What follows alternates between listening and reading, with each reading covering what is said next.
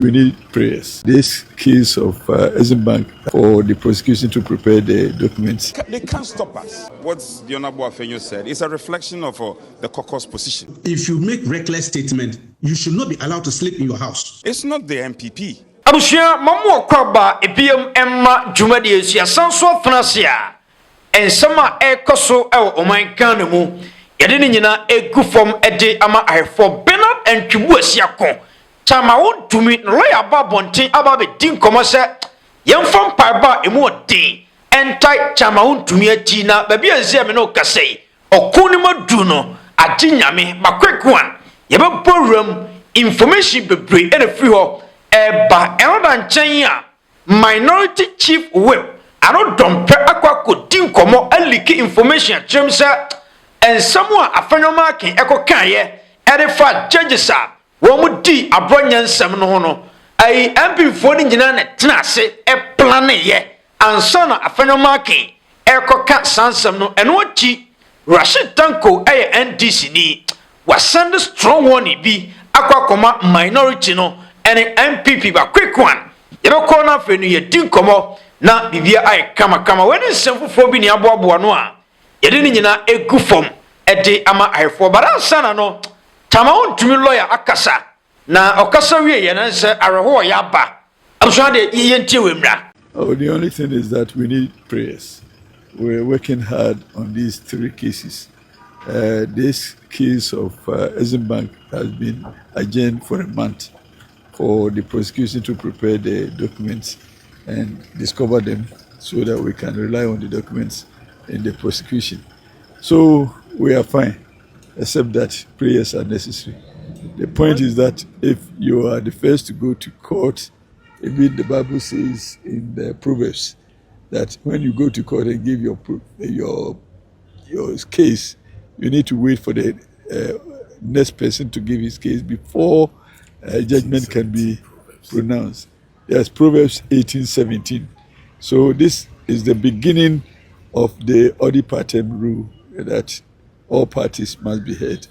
It is from Ecclesiastes, and we are confident that when our case is also heard, then the public will also have a sense of the direction of the two sides, and then we'll prefer our own independent opinions that will probably support the judgment of the court or be a critique of the judgment of the court. And then some doso maransana no. Okay. Bernard Antwibu asiako chama Wontumi. Of course. Ni lawyer Andy apia kubi wadin komo. Okay. Na this time no ose yemompa ye ema chama Wontumi. Yeah. Meteso obi tiemu wejo kase. Why na lawyer no se yemompa ye mano no. Aye chama Wontumi. Chama Wontumi. Boni bebreba wadi. Ensase a wasenu yi ose yemompa ye ma chama Wontumi. Our own chama Wontumi. Ghana for nyina chama Wontumi. Eneyi ne lawyer si ohia mpaibo die biem ne waka. Eni asem. Na o hwa de bi.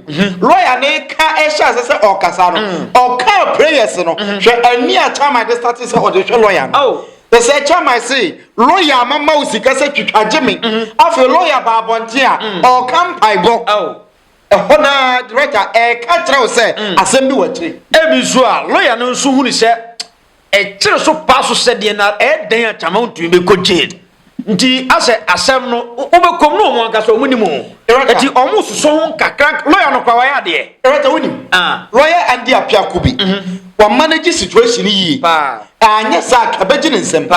So said the assembly started here any normally said the lawyers react say omu defend obi a omu nim say omu case especially MPP boy right adia omu ye ne say asem no omu court na omu pie ba oh ne too much confident asem dey say awi ne awie enko ba bia ya asem keke no omu dey tu ni pa no so enti enoma ohu say omu na gina ye kakra but said there clearly kakra ye ko ye nim no right acceleration no esesa as Americana na omu to say the omu timi kasa no they say kasa no change akwa kodum paibo at the moment yam komani baba say na defendant na lawyer entimi nyina na naso nkasa oh asam no say de ko die munye gidie na chama Wontumi dibem ye hwese de asam ni die no guso kwa bibia di adanse say enche chama be free but sesi enso de isim say ni da so asan Rota eno na meka se ade e bebo mu se dida so asa no unsa na no me beka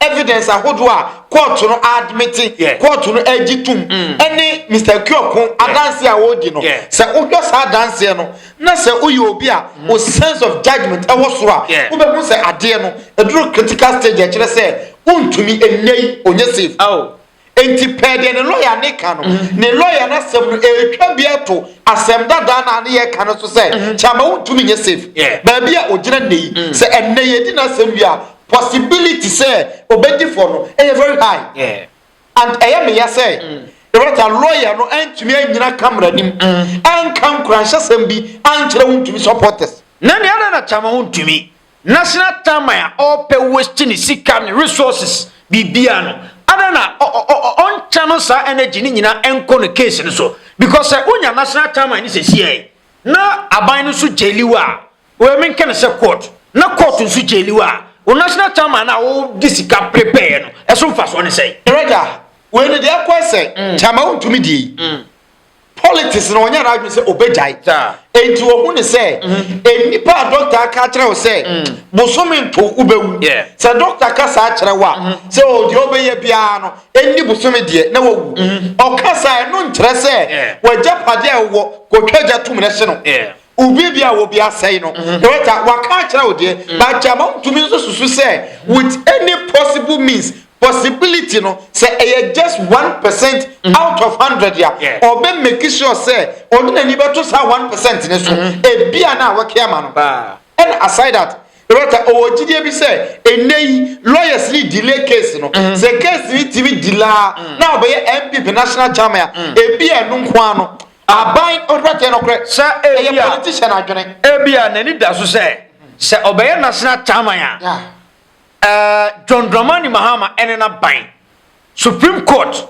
High Court wo muntimi jeli no Roger enye so muntimi jeli no o mu betima jeli no mu de beba no say esan se eneni mo edu na onu le kuta MPP party ni nyina no e basa dede beba bonte say NDC for ene chance ya sada say jeli MPP chairman no kre ne plan no so eye de ba dede no enko ba bia o what no correct but you no so planner all put in place what to say mpenifo say o pa ebo ato abo no na abo no so o gina yie anoma ni sidua no so na beto no bo a o be gina ba bie enti untumi enei the only possible means ya wo no eye niam nkitinkiti bi but all trying the best to say sa niam nkitinkiti no o be ya say be fa bara sem ni nyina ne say ba bia chama untumi gina ndey what die koyi e advance e kire say enei onyina yie quick one ye ni kan kwan fa o de yen kokodwo ponkuma o okay na nkomo akwadwo ponkuma di na no de okay anasa yenkwa no dompreh ye ni kan kwa no dompreh ho na enkomo no dompreh di na busua ense ano de dodo okay metri komo no me yema hyeme a whole minority chief whip masa ense makoso Ghana de o se mehwe ni ye yentie semimra they can't stop us. This government knows they can't stop us. If there is any group of people you can cowed or put fear into, it's not the MPP. Even with their numbers, they have more numbers, about twice. They can even run a shift. Some of them will come in the morning and others will come in the afternoon. We are still able to hold them in the chamber. But have you considered pressure that is coming from, for instance, your leader, when he spoke against the judge at Circuit Court 9, there are those who are saying that he should be held in contempt and that he should be dragged before the General Legal Council. What do you make of some of these pressures? Well, these are opinions. People can express their opinions. But he didn't speak as an individual anyway. What the Anoh Afenyo said is a reflection of the caucus position. So that is a position we well thought through it. And anybody who wants to take us on contempt, they are at liberty to do so. So you could have said it in a better way. Well, that's their view. Meanwhile, opening the workshop, Frank Anoh Dompreh urged members to intensify pressure on the government, arguing that the administration has become unpopular earlier than expected. Once again, I want to thank my fellow colleagues in leadership and also be blunt that if there is any time that this party should take back the reins of governance, it is suddenly 2028 and not beyond 2028. Okay, Commander, Yeah, Raja. Anoh Dompreh. Okay. Now this time no we din komo mienu. Of course. Also the ekoso no nyina no. Minority fo ni nyina ni MPP fo nyina ta. Ensem afanyoma kenkan ye. Ensem hu na afanyoma kenkan eti a judges no. Wo so wota wo mu nyina achi. Afen so ose time wo se NPP eje power na. Eye 2028. Ye ni kanwura hanansa.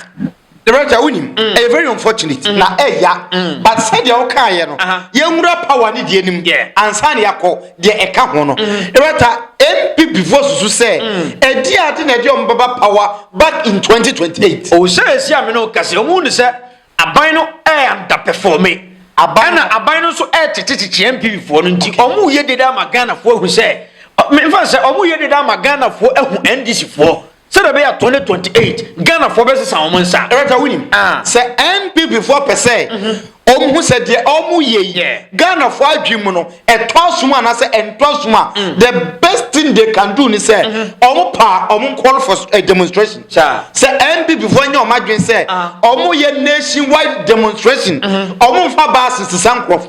Omu nya announcement. TV stations, radio stations. Omu model na Ghana ni be ante say MP before to say amamoni nkoyie enti Ghana oman mu no ye kire wo ba bia na omfa date mra na omunhwe attendance e be kire wo say in 2028 men akonya na ho but say omanye ne sa na omadwe yo say betimi di entro enye din fakadam ene patapa aye dede eguaban so ja ade power ye ne yakwakoto aba ene of course advantage MP before who say NDC take over them they say NDC for don't go jina situation bia baby a Ghana for ka kono na NDC ka ko oh ye papa enti asamba baby a Ghana for jina no obo na NDC for ko jina ho o say abronye nsama ya na okeken obo Ghana ono onya MPP ni no onya NDC ni o obo so enti di abronye keken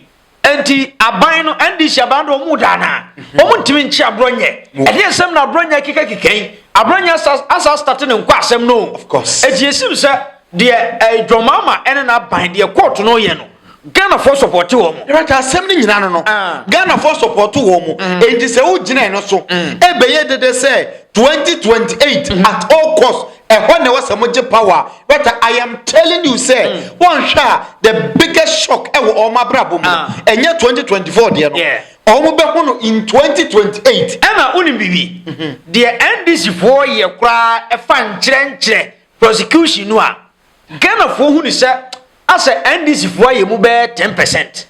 Right, assembly because Ghana for who is said, as a NDC 4 MP for no, who say Ghana for say, NDC aban bayi.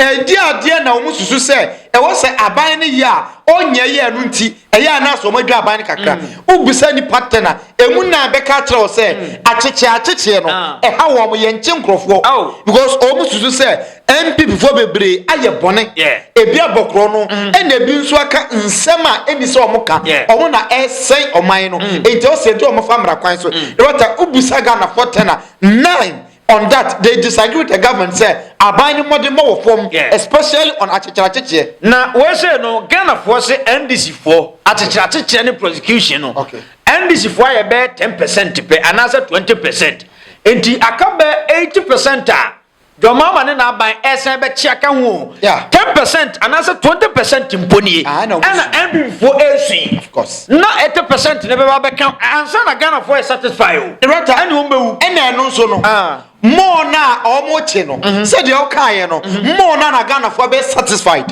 aban no ni security agencies ni court no omochi nkrofo gumu no ehwo na Ghana for so ho beto because Ghana for be say ye clean system ni there was a MP before ti asene say the Ghana for pe say enye se ye to aba ayi mampani na ye fe because ye kwoto aba mpo a ye site tam man sika e de election process no eboka de ye pe na ni say anka ye to aba wie no abato ne nsesa ye situation abato ne nsesa ya brabo now the main situation e pese sesa Erata, said ye dwene.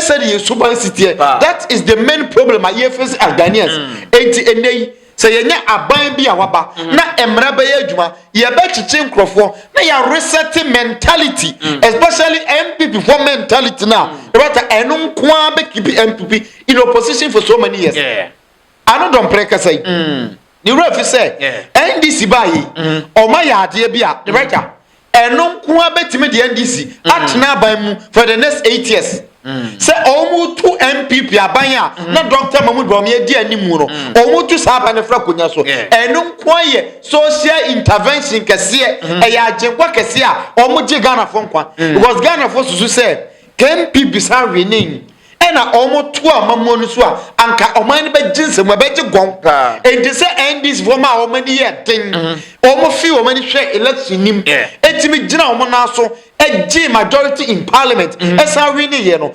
eno nkwaye enough for Ghanaians say omo be sign the NDC atna konya no so biem because ke jaya amamo no MPP fo a Ghana fo adwum no ko omo be ton kro wo ye di pa because you nim say the situation is it enti enei Ghana for ye to aba no in 2024 no ya ye ni ye nuanom nketewa eni wo for asefo ne ye ma eni e be ke hwame asa to no 2028 say all man sesa enya de e be sesa but director o kan sem ba ko bi e ona be ba no okay ne ye nko opreko director o say MPP nkoma o minority leader ko di ye no e ye a reflection of caucus ni nyina adwene o mu nyina director enti ye twa Afenyo makin sabo so se wakoka nsem hunu so to say sabi wakoka nsem hunu waka nsem edi good judges no fi na ye kasa nka ye twa Afenyo makin aso no okay Anoh Dompreh MPP for na etena ase kokos ni nyina MPs no asenso bu akyem nyina ka ho abiem kwadwo ponkroma kwadwo ponkroma why media juma what media mu for so many years wo nyina na atena say Afenyo makin kokasa nsembroyi director winim na MPP for na nkasa no director I keep saying say omu here say omu sesa niam bi director obi antan omu ye kan da bia say ye ntan nipa but ye tan asem say wasem ba won hwa wadwen be ye say enipa na omu kan wasem ni bi no omu tan enye won omu tan but asem na aba no na omu tan asem no they don't want asem ni say e be say repeating no ho biem omu so mu nsuro he Rota yenim say omu nsuro but no kwan ni say suban ye kuta wo mo no sorry to say nye suban papa suban ye kuta wo mo enye suban papa na Ghana for agigi wo mo so ache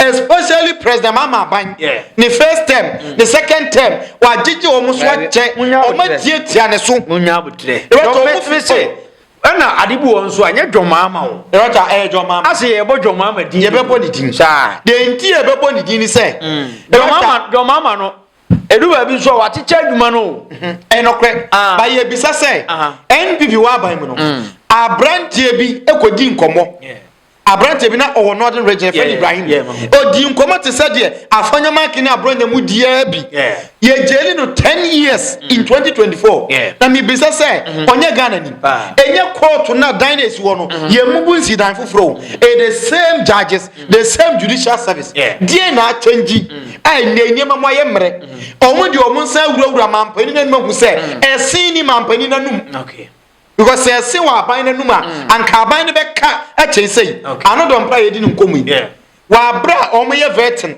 o kai one madam hard castle omo incident eno achi omo kwatwitwi table esese ho niema rota ekwo hin anko ba bia Afenyo makin na ye kana semi obo police ni asum na yenim say and at least parliament kra no ebe gina omo na so with NDC to test of parliament na omo twena so ekwo hen enko ba bia enti say omo say ba bia ma omo ba with full force omo nim say o ye emfa ho ni bone a ebedi NDC for soro ye omo ntimi nya hwe eno na ama ma hoden a enei omo ka de omo ka no but masema me kan say Rata bibia wona wieye said ye o ma hyase no o mo nto so saa rata ekokokokwa e woda e bedwie e woda e bewie dia Rashid Tanko ya NDC ni wadi nkomo what a strong one yakwa MPP for no quick one entimra.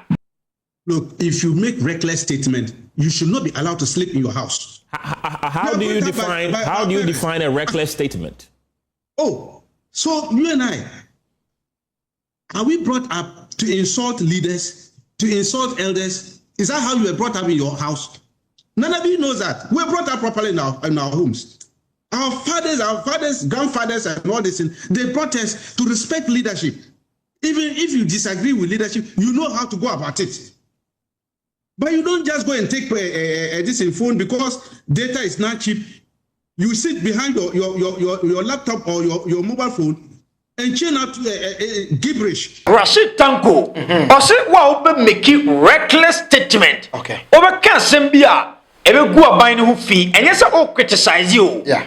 On se o criticize aban ne dia e allow. And yeah wa ha no se aban ne bibi na nya etimi betra criticize. Obi amete ye. Ba se o kwa make reckless statement dia. And the hardly and Rashid Tanko akasa fa on se eni kwa se o tena ofie. Erata winim. No kwani nya mianim ni. Say one make reckless statement. Na utufie ye den. Erata entempo se foul. Even a MP before ni complain no. Winim say in terms of press freedom. Na ye rank ya under na na Kufuado. President be fra konya so no. Na ye da around 26 in the world.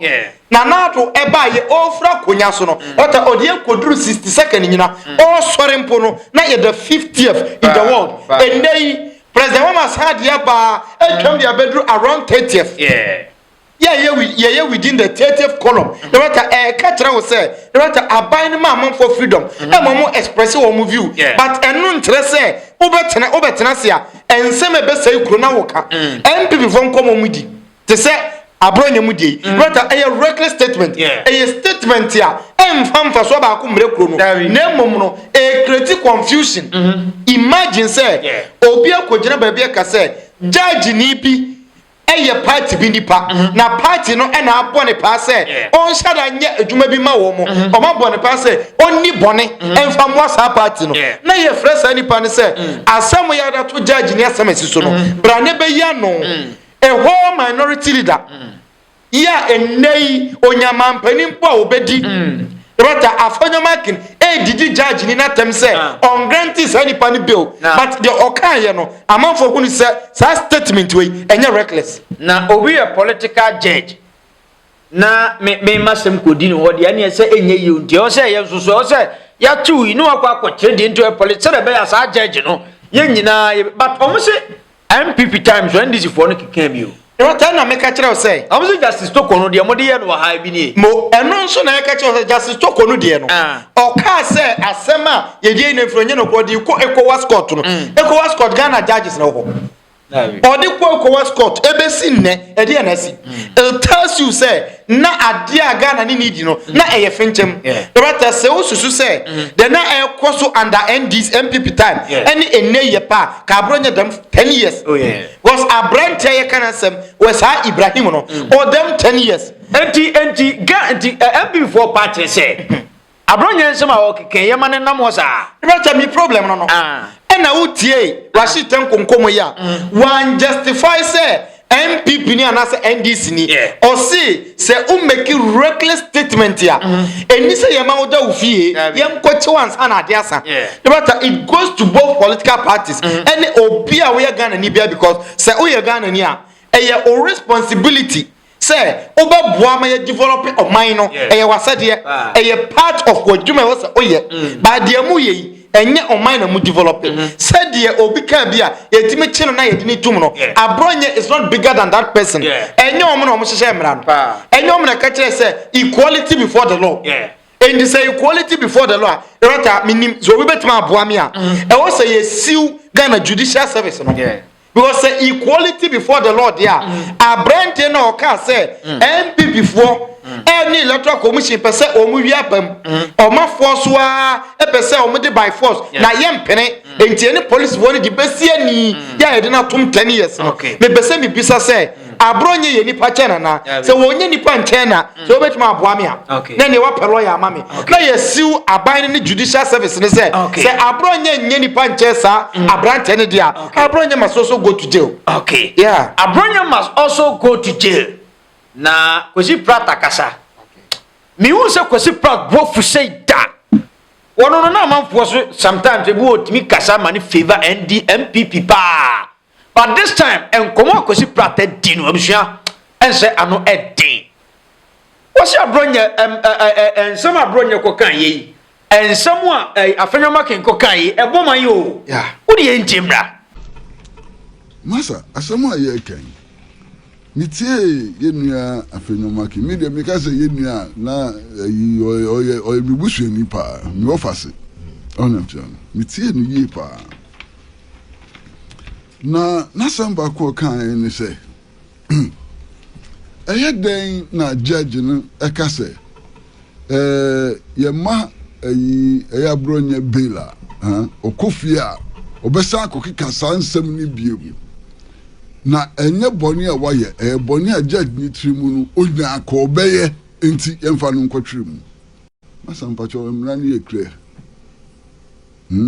kwa mi wona kan bibi ti say flight risk na say flight risk no unrani yo but judge na dream no fi say ma obela obedwane say unrani but one na dream so ma obela obedwane no ya ma kwan ma wonko ana in criminal trials, especially cases like murder and adeno, so judge no wa reshimu say ye ma bail bonina ye do back court we say koye bi mu a the judge is entitled not to give you bail. It is a Afenyo making car say oh na say bonino kro nye judge na dwunu mu na kire so best kwakoye sa bonino. It is part of the law. But because you say every offense now is bailable. Every offense is bailable. Yeah. But the courts have a duty to ensure that crime is not committed. Okay. It is a judge in Adjunumu. So Mao bail never committed crime if he has sufficient reason to believe that Mao bail. And it is perfectly legal. There's nothing wrong with that. Now, Enriye Bakwa Okaye Ewosa Asamihu. Baku so kafa asem we hu ni say anu kra mi hu say me nkan kwa me. Yeah. That's master judge a man judgment. Eye den na wo lawyer ni mapanti say wo minority leader. Wontumi sabio tafra che nya do mu bie wano e ka say judge no kra officer ni exams kra wan pass. Anu so free hifa. Who can tolerate this? And also free him. Judge na nimraso, kaswa nimraso. Na ne test or pass the answer one passing so and also free him. It's an indictment on the whole judicial service. And no me dream ho a mentumi ntiase ye me hu fa kwasa ade no so e free ba e say judge no am pass ni test ni law school exams and so on. And what you know we here no say ono ankasa nia wa ka no. So judge no prepare on citing for contempt. Hey, sir, minti be that. So opa we bema we cite me for contempt. Minti be that. Oh no, sure. Okay, commander. Yeah, director. Opening dinkomo. Okay. But then baby okanya I say I am a de na ema semi mi sanso ti ase ye. Baby o chim say case ni bi wo ha. Judge ni nim say o ma obela. One shot there, why you know, oversign ye beam.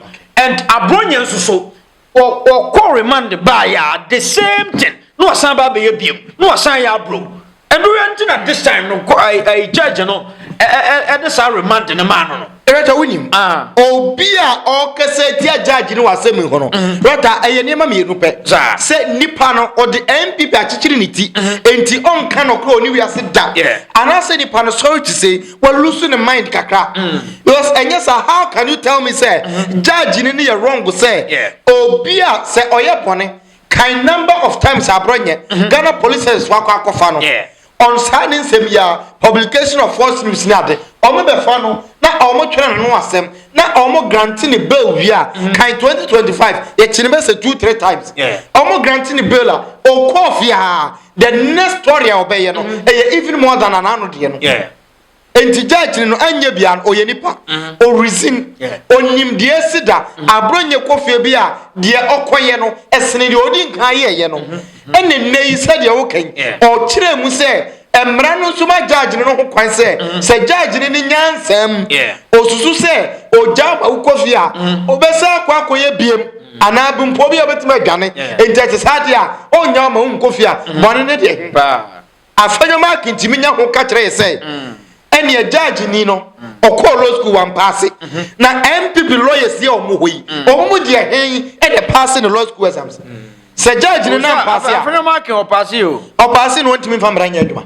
are o pass ya ankoba hu se mra ne se sebi abronye judge ni wo kwan se o mani dem because o mani kofia obesa akodi nsem hunu are na on TSS se sa na mra ne ka se o pass ya obeku sa mra ne se o pass ya director kenya dia judge police ni ya mu demonstration na police for bom ho ban obebo police ni na ni so o pass ya lawyer ni timi jina pontin ebo police ni aso wa bra police ni nyebone onimra ko nye we se onimra ye chicha ma Wontumi no ka wankotena form ewo yeko anroro ne mpaboa lawyer ni a se bi se ye chi obi a obekwa akodi mra so yi nipa no okoye wankohwehwe mra wo wankofo se bi constitution anase ne krata bi okoye o se mi kotena form asu nti oye ordinary person etisa mi amete ha ene me maami a otidwoma onim emra onim dia asemba ye de ensa begu eti na yesu pemboa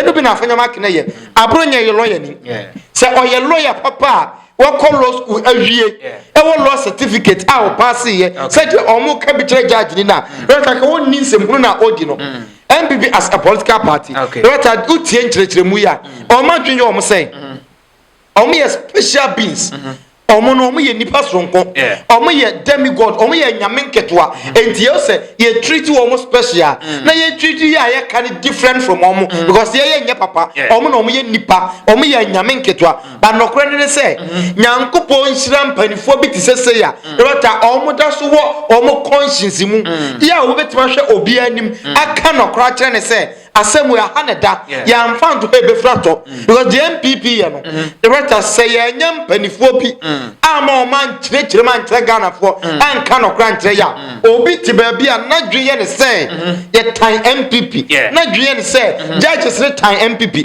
the rota ba bia me ya ni o say Afenyo makin etimi abie na no aka say judge ni pa on chine for contempt e chire say opese okachira se Ghana court no ni nyina ye nkwase adan edan ni si hokwa nyansa bi anim the better asem na very simple say ye na ekire say court dan ni judge for no obi anim nyansa wonsoro obia enti opa chine for contempt enko ba bia better ant ye nyina anim say ampa omu gidie mu no enko ba bia but the better ye nyina ye nkasa ye tiekire ye wi de anim yenu ye di akire ye hwam de ye besi bia no ye Ghana for Ghana for dia ye mfansi ye kɔ ye san besisi ye yakra mo